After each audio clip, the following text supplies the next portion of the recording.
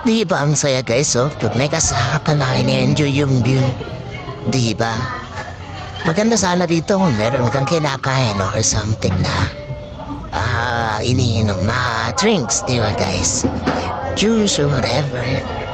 You know, nasa habang pinagmamas na ng sunset, di ba guys? Ang ganda kasi ng sunset dito sa Dolomite Beach. Tara guys, pag may time kayo, punta kayo dito.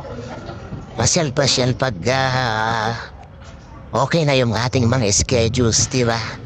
Lalo na ngayon na medyo magiging busy ulit dahil nga December na, Pasko na, ayun.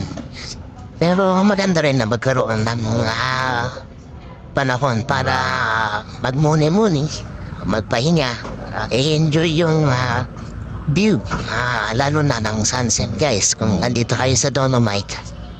Pwede rin nga pala dyan sa umaga guys kasi 6 a.m. up to 6 p.m. naman yung oras dito sa Dolomite. Wag lang Thursday kasi naglilinis sila guys.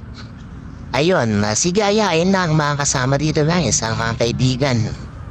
Ang buong barangay kung gusto nyo guys kasi maloob naman yung area. Kaya pwedeng mamasyal, pwedeng mahiga nga guys sa dalampasigan. Tara, pasyal na dito.